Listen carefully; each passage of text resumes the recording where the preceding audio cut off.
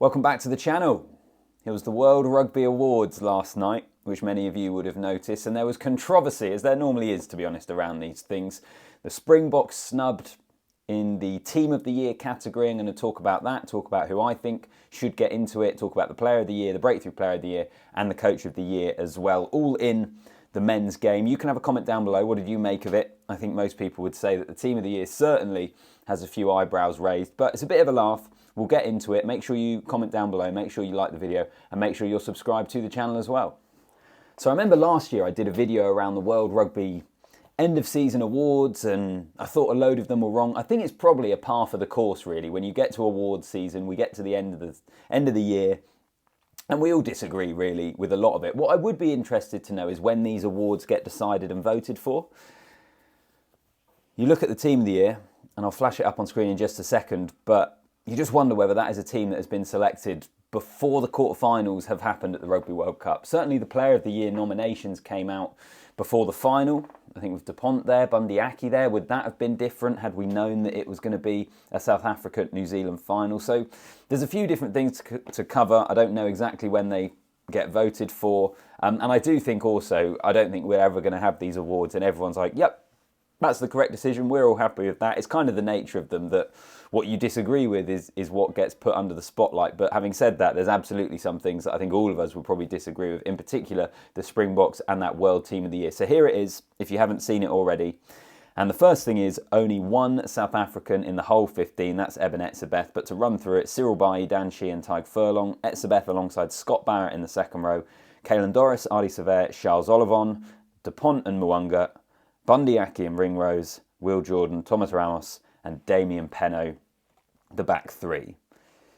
So what do you make of it? Well, I kind of went through and was trying to think, who would get into it? Who would I change, essentially? And it's worth reminding you, it is a Team of the Year. It's not purely based on the World Cup, but I still think in a World Cup year, you have to give quite a strong weighting towards what happens at the World Cup, which is why I think, I don't know, they maybe need to delay the process of when they vote for these awards. And I know they like having it the day after the World Cup final and having that awards ceremony. They've got all the sponsors there, but actually it's probably better to give it a bit of space so people can actually make better informed decisions. And actually on that note, the other thing is they haven't done the women's awards yet because the WXV is still going on. And again, if for those involved in the women's game, I'd imagine they probably look at that and think, it's another sign of you don't really care about it. You'd rather get your glitzy ceremony done and dusted after the Men's World Cup, the big showpiece event, when you have all your sponsors there, rather than just waiting until the end of the women's competition. Then you can have all the awards on the same night. So that's maybe a little source of frustration. But anyway, let's get into this team.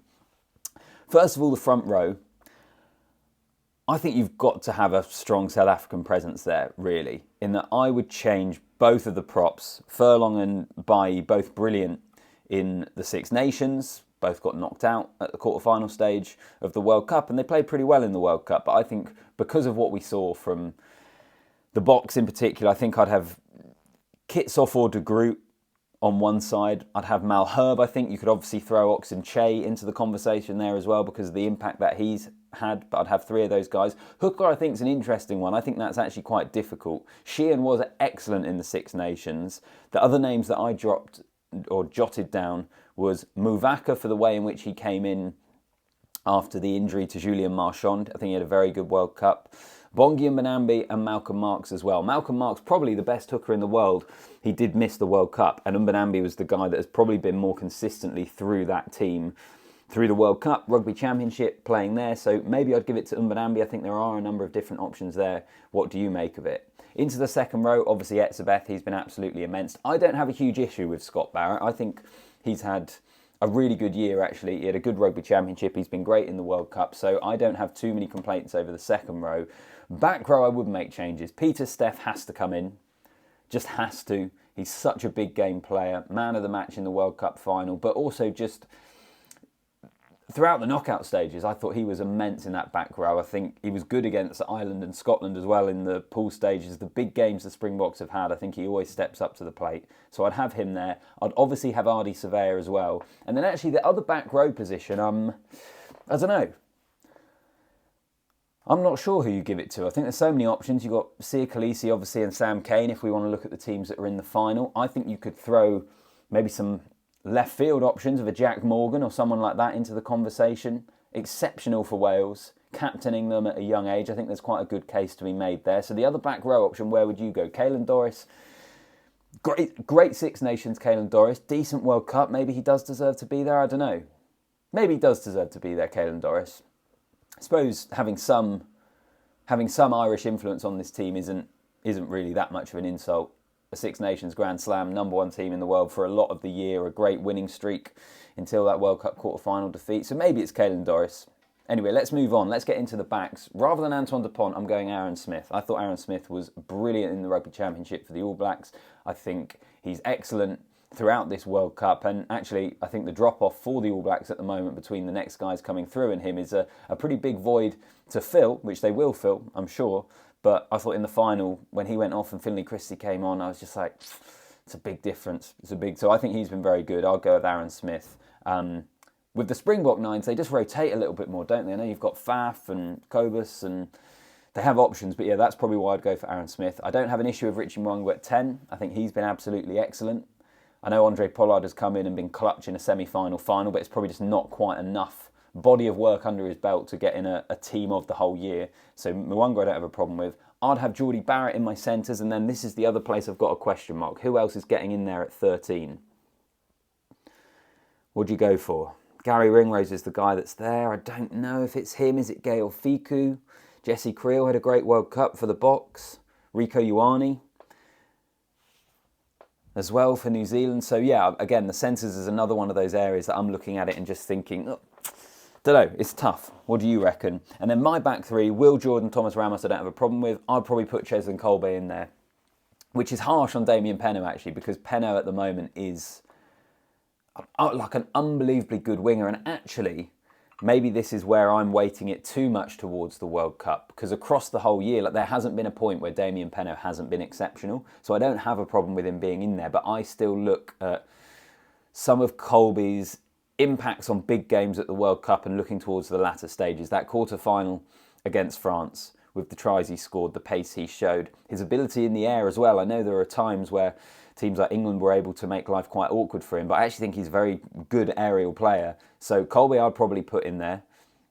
Will Jordan for obvious reasons. Thomas Ramos I think has been absolutely excellent as well.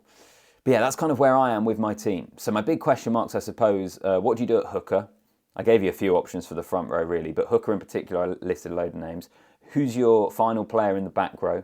Maybe I do go with Caelan Doris, you know. Maybe I'll staple him in, because I think otherwise I've taken all the Irish players out. And actually, that's probably me going too far the other way. So I'll leave Doris in, but you can let me know. And then in the back three, I've put Kolbe in, and then centre. What do you do at centre? I've got Geordie Barrett. Can you go Barrett and Aki? You can't really, can you? Because they're both inside centres. But yeah, that's probably where I am. Let's move on to the other awards. Player of the Year, Ardie Savea. I know Springbok fans will be saying it should be Eben Etzebeth. He won the World Cup.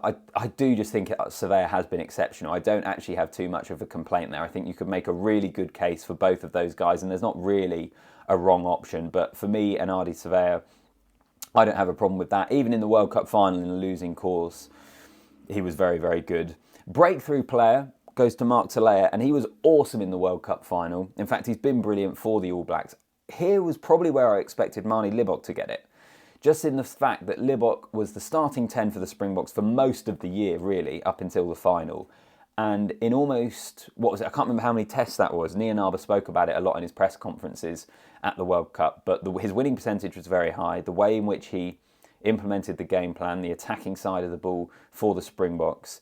And I know he had to be hooked in the semi-final, didn't start the final, wasn't part of the 23 for that match as well. But I just think overall, if we're looking at the year in terms of the breakthrough, to lead a team at fly half, to come in and do that, I would have probably gone for Marnie Libbok, but there's no doubting that Telea has been exceptional. And then Andy Farrell as Coach of the Year. And look, Ireland won a Six Nations. They have been sensational for a few years now compared with where they have previously been. But I just think in a World Cup year, it has to pretty much come down to the World Cup final, doesn't it? And it needs to go to the team that win the World Cup, with the exception if, I don't know, if Fiji had got themselves to a semi-final or final, or an Argentina, if there'd been some team that had massively surpassed expectations, then maybe the conversation's different. But I think with the World Cup, as important as it is, and also actually in particular the Springboks' route to that final and that victory, the 3 1-point wins, the changes in selection, the 7-1 bench split, the bringing Andre Pollard back into the squad and replacing Libbok after 30 minutes of the semi-final. Some big coaching decisions which have been absolutely crucial. So actually, I think it should be Jacques Nienaar, but Farrell has been excellent. But that's probably where I am at the moment. Let me know what you made of it. What do you make of all of those things? You'll all have your own opinions, I'm sure. It's all a bit of fun. Just remember, we will get to this point in the year every single year as rugby fans, and we will disagree with the end of year awards. That is always going to be the case, I think. So let's just enjoy the conversation. That's kind of my general views on it. You can let me know in the comment section. You can like the video. You can subscribe to the channel as well. And from my hotel room in Paris, the final one, it will be goodbye. I'm back to the UK. I'm about to check out. Head back home today. Admittedly, a really short flight. But anyway, heading back to the UK. And we'll be back on home soil. So, yeah, see you in the next one.